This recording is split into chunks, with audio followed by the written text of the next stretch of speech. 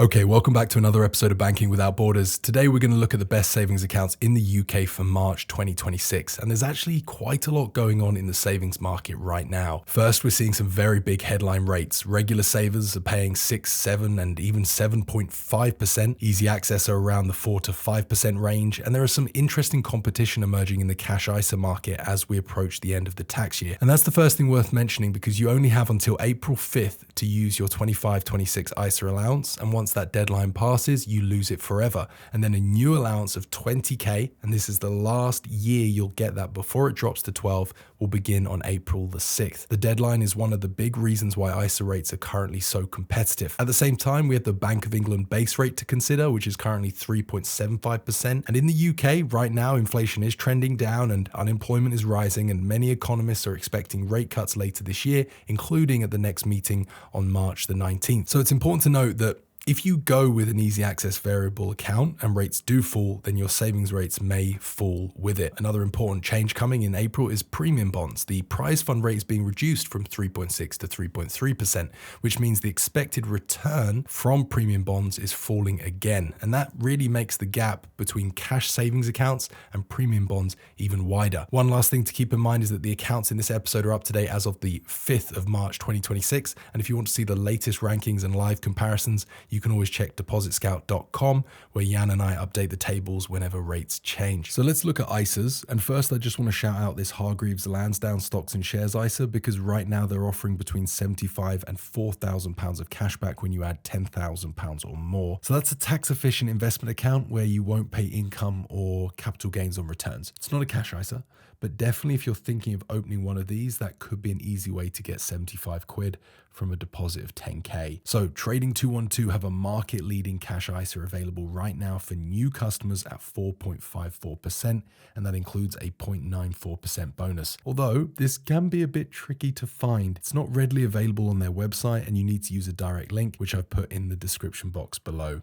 And that's not an affiliate link. Moneybox are currently offering 4.52% with a maximum of 3 withdrawals per year, and Tembo have an easy access cash ISA of 4.48%. But with Tembo, I think you're looking at 2 business days to access your money, which doesn't make it entirely easy access, which is the same now for the Tembo Home Saver easy access account, which is our kind of top pick for best easy access account because the headline rate is up to 5.75%. That is variable. You have a 3% base rate tracker, a 1.55% bonus for 12 months, and a potentially 1.2% home saver bonus. That only applies if you complete a mortgage through Tembo within 3 years of opening the account. As always, Chase UK are at the top as well with 4.5%, their Chase Saver account for new customers. I'm going to assume that most of you have already had a Chase account, so we won't linger on this account for too long, but you must open this account within 31 days of being a new customer with Chase to get it, and that will apply for a whole year. It is a variable tracker rate though, of course, so if the base rate does come down,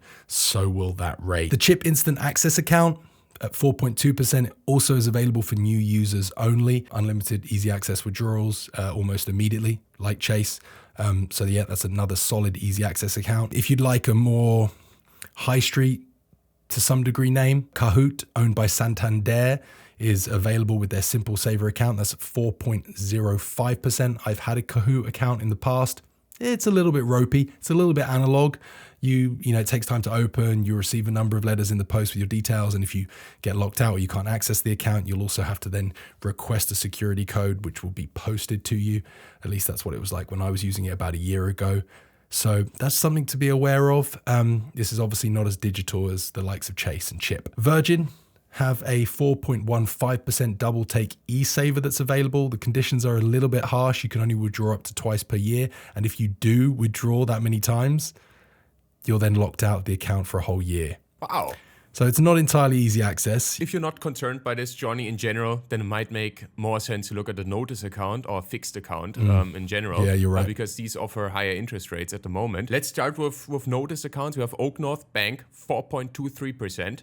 You have to give a 95-day notice if you want to receive your money. We have Raisin, which is offered through LHV Bank. It's an Estonian bank, I believe, 4.15%, 125 days notice. We have the Stafford Building Society, 4.26%. 180-day notice. We have a few fixed accounts, which are also pretty compelling. 6-month fixed with Raisin through Al Rayyan Bank, 4.15%. 1-year fixed with Chetwood Bank, 4.22%. 2-year fixed with Chetwood Bank, 4.17%. And a 5-year fixed with Chetwood Bank at 4.36%. Yeah, that 5-year fix is interesting, isn't it, mate?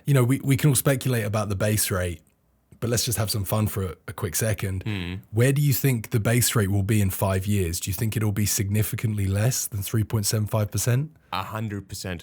I'm very, very certain it will be significantly less, and I think most banks are too.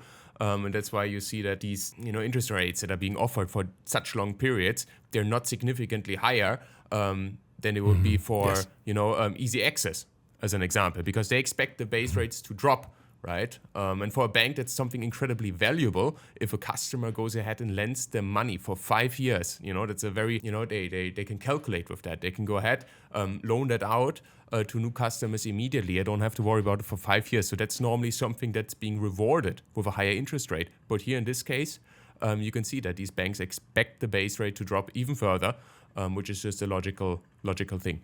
Let's talk about some of the best regular savers, Jan, because this is where there are some really, really quite significant numbers. I mentioned this at the beginning of the episode, but we've got a 7.5%. You'll be surprised to hear that it isn't our top pick. And the one at the top is First Direct, which is less at 7%. Now, you must have a current account to open this regular saver.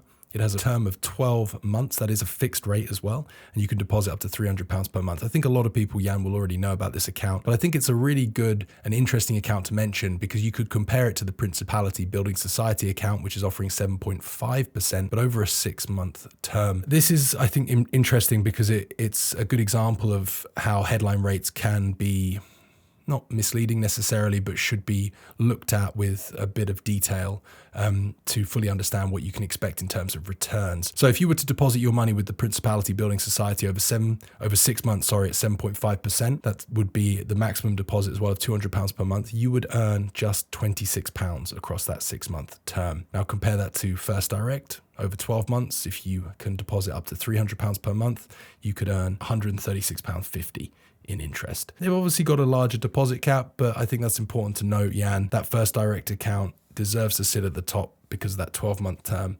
That is one of the best. Another good one, Jan, I'd be curious to hear your thoughts on this, would be Club Lloyds. They're offering a £200 switching deal as well at the moment at 6.25% for a 12-month term. And you can deposit up to £400 into that account, mate. I think that's pretty interesting. If you deposit in full, you'd earn £163, which is obviously greater than First Direct. So it arguably could be first, but it does require that Club Lloyds account. If you do your main banking with Lloyds, that's probably a no-brainer. It's a good option. But if you don't, and you have to actually go ahead and pay these £5 in monthly fees, then that will heavily reduce your overall benefit that you get out of this account. Obviously, if you consider switching deals and these kind of things, the story is different, right? But if you just look at the monthly deposits gap, the interest rate that's being offered and the term that's available, then I would favor other accounts personally. When it comes to all of the rates we've talked about today, what's important to note is that they may change. And so I would recommend going on depositscout.com and using our live comparison table. Jan and I tried to keep that up to date as frequently as possible. And we've also built a system where you can be alerted via email if any rates change. And you'll also receive news alerts if you wish. So that could be when the base rate changes or an upcoming, say, change to the ISA limit, for example. So it's a good way to stay in touch with everything that's going on. We also have a tax calculator, a savings interest calculator, so you can see how much you can earn on all of the things that we've talked about, all of the products we've talked about today. They're all available on the website, and we'll put a link in the description box for Deposit Scout. Please do go check it out. Honestly, I think Jan and I are extremely proud of what we've built. It is very new.